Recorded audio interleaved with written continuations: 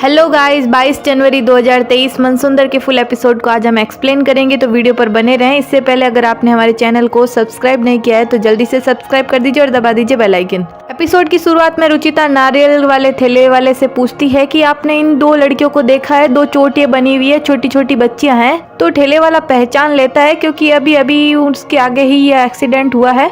ठेले वाला कहता है, अरे हाँ, ये तो इनमें से अभी एक बच्ची का एक्सीडेंट हुआ है। ये सुनकर रुचिता को बहुत ही बड़ा झटका लगता है। रुचिता कहती है, क्या एक्सीडेंट? ठेले वाला कहता है, हाँ, वहाँ पर हुआ अभी एक्सीडेंट। रुचिता देखती है कि वहाँ पर गिफ्ट वगैरह टूटे हुए पड़े हैं।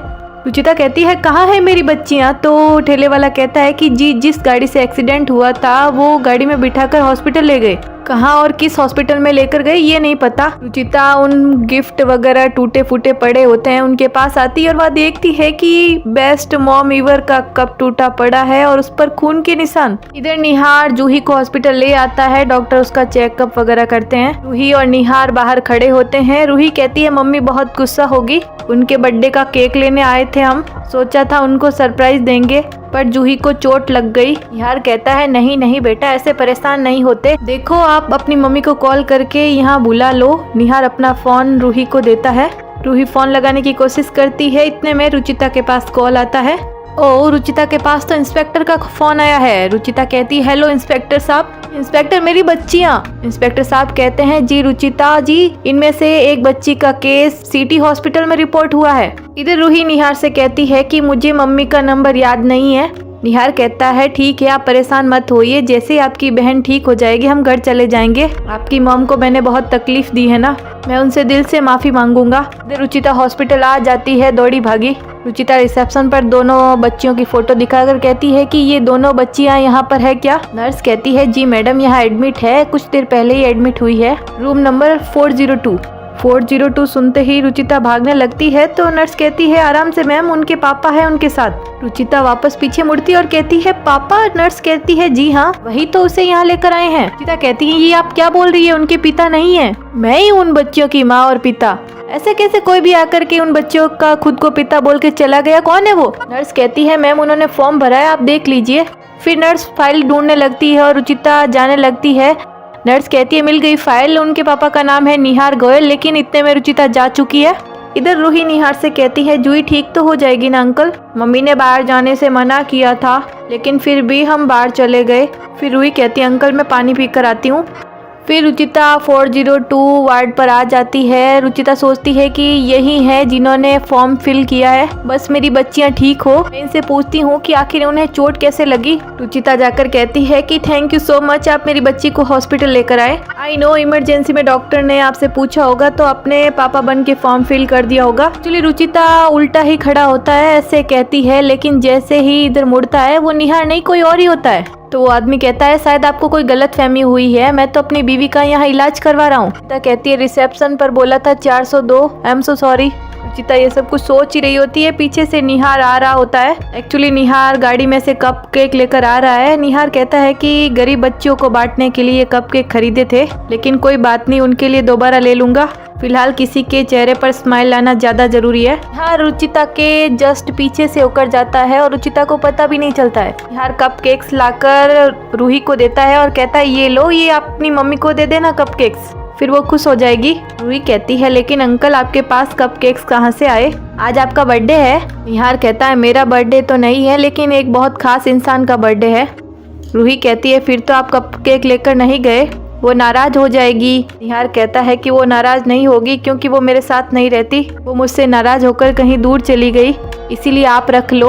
रूही कहती है, थैंक यू। रूही कहती है कि आपसे नाराज होकर मम्मी दूर क्यों गई, आपने उन्हें दुख पहुंचाया था क्या? निहार कहता है, हाँ बेटा। रूही कहती है, अंकल मेरी मम्मी कहती है, दिल से सॉरी बोलो तो दिल तक पहुंच ही जाता है और वो इंसान हमें माफ भी कर देता है। निहार कहता है, बहुत प्यारी बातें करती है आपकी मम्मी। रूही कहती है, क्योंकि वो खुद बहुत प्यारी है, दुनिया की बेस्ट मम्मी है। मैं रूही को रुचिता दिख जाती है। रूही जोर से कहती है, मम्मी। कई बरसों बाद निहार रुचिता आपस में नजरें मिलाते हैं और एक दूसरे की ओर कदम बढ़ाते हैं। दोनों का अतीत उनकी आंखों के सामने आ जाता है, लेकिन जो लेटर में लिखा होता है उन बातों को लेकर रुचिता के कदम थमने लगते हैं। निहार भी निहार भी सोचता है कि मैंने सारा सच बताने के बावजूद भी तुम मुझे छोड़कर क्यों गई रुचिता? तुम क्या करना चाहती हो? अब ये फैसला तुम्हारा होगा। मैं तुम्हारे जवाब का इंतजार करूंगा। लेकिन तुमने तो घर छोड़ने का फैसला ले लिया था रुचिता। रितु के बिछाए जाल में निहार और रुचिता दोनों फंस गए हैं और ना ही वो अपनी गलतफहमियां दूर कर पा रहे हैं। लेकिन नियति और खाटू श्याम जी की कृपा से उन्हें एक और मौका मिला है कि अब वो दोनों खुलकर बात कर पाएंगे और अपनी गलतफहमियों को दूर कर पाएंगे। निहार और रुचिता कुछ कहने ही वाले होते हैं, इतने में रूही आ जाती है और कहती है मम्मी। निहार सोच में पड़ जाता है कि मम्मी।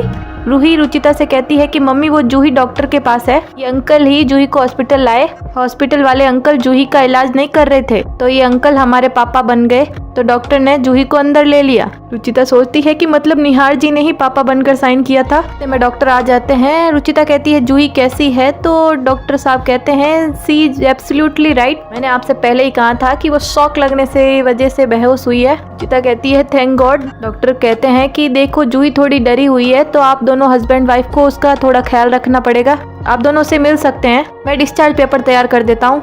फिर रुचिता जाने लगती है लेकिन रुचिता का दुपट्टा निहार की वॉच में अटक जाता है। निहार दुपट्टा निकाल देता है। फिर रुचिता जूही के पास आती है। जूही कहती है सॉरी मम्मी, हमने आपका प्रॉमिस तोड़ा और घर से बाहर आए, इसीलिए खाटू जी ने मुझे पनिश किया। रुचिता कहती है नहीं बेटा, ऐसे नहीं बोलते। भगवान कभी किसी बच्चे को पनिश नहीं करते क्योंकि बच्चे खुद भगवान का रूप होते हैं। और मैं तो इस बात से खुश हूँ कि आप दोनों एक बिल्कुल ठीक हो, आप दोनों जान हो मेरी। अगर आप दोनों को कुछ हो जाता तो बच्चियां बोलने लगती है मेरा क्या होता, मैं क्या करती।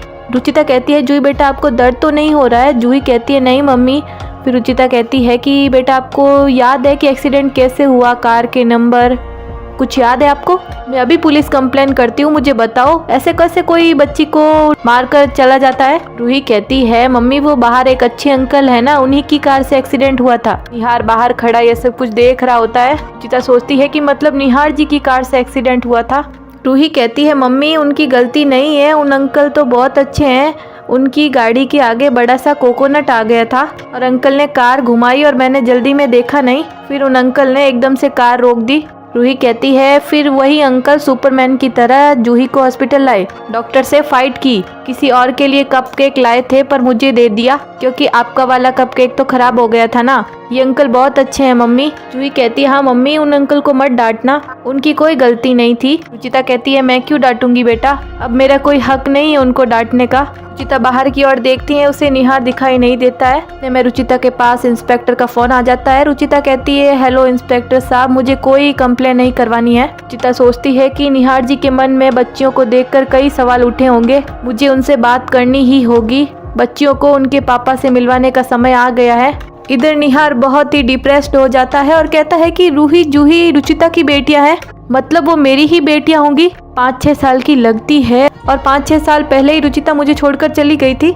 जब मैंने रूही जूही को पहली बार देखा था तो मुझे अपनापन सा महसूस हुआ था, लगा ही नहीं था कि वो पराई है, वो मेरी ही बच्चियां हैं। आज रुचिता के बर्थडे के दिन मुझे रुचिता भी मिल गई और मेरी बेटियां भी, मेरा परिवार पूरा हो गया। अब मैं रुचिता को मना कर रहूंगा, कहीं नहीं जाने दूंगा उसे। कुछ भी करके मैं अपने परिवार को एक करके ही रहूंगा। और मुझे RRJ का ब्रेसलेट भी मिला था, इसका मतलब रुचिता रूही जूही मतलब उनके पापा नहीं है, मैं हूँ उनका पापा। यह सोचकर निहार बहुत खुश होता है लेकिन उसे गुस्सा भी बहुत आता है। गुस्सा इसलिए आता है, निहार कहता है कि लेकिन रुचिता ने मुझसे इतनी बड़ी बात क्यों छुपाई, क्यों छुपा कर रखा उसने मुझसे?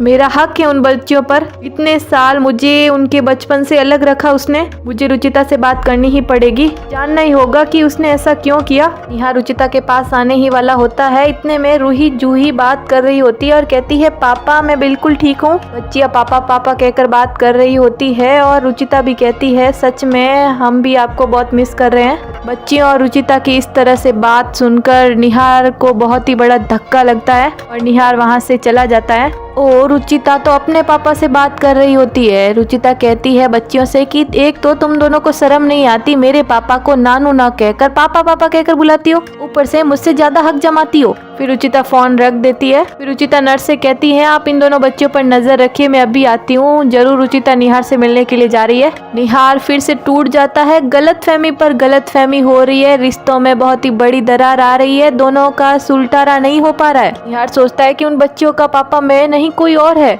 निहार कहता है कि रुचिता अब जिंदगी में आगे बढ़ चुकी है, उसने दूसरी शादी कर ली, वो बच्चियां मेरी नहीं है, मतलब रुचिता भी मेरी नहीं है। निहार को बहुत ही बड़ा शौक लगता है। निहार को ये पता नहीं है कि रुचिता अपने पापा से बात कर रही थी और वो बच्चियां अपने नाना को पापा पापा कहकर बुला रही थी। इधर रुचिता निहार को ढूंढ रही है। रुचिता कहती है निहार जी कहाँ चले गए? मुझे पता है कि वो मुझसे बात करने के लिए कितना बेताब हो रहे होंगे।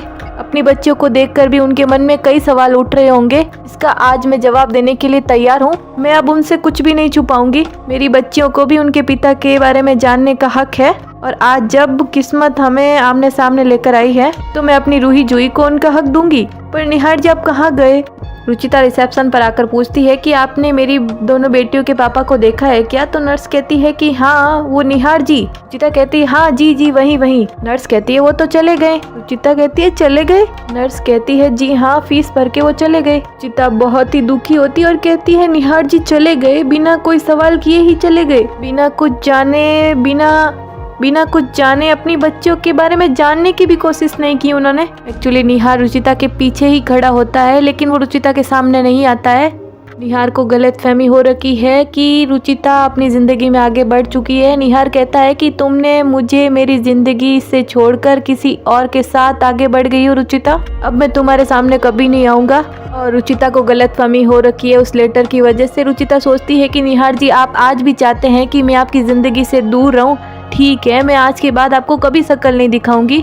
गलतफहमियों के ऊपर गलतफहमी हो रही है। अब रुचिता निहार दोनों करीब कैसे आएंगे कमेंट करके जरूर बताएं। इसी के साथ हो जाती है एपिसोड की समाप्ति और आगे के एपिसोड में दिखाया जाता है रुचिता माता रानी के मंदिर के आगे प्रार्थना कर रही होती है और निहार भी उसके पास ही खड़ा होता है। दोनों को ध्यान नहीं होता है कि दोनों एक दूसरे के पास ही है। जैसे ही हाथ जोड़कर वो आंखें खोलते हैं तो निहार देखता है कि रुचिता उसके पास है और रुचिता देखती है कि निहार जी उसके पास हैं। क्या दोनों एक दूसरे से बात कर अपनी गलतफहमी दूर करेंगे या फिर ऐसे ही गलतफहमियों पर गलतफहमी और इशारों से अपने रिश्ते को पूरी तरह से तोड़ देंगे?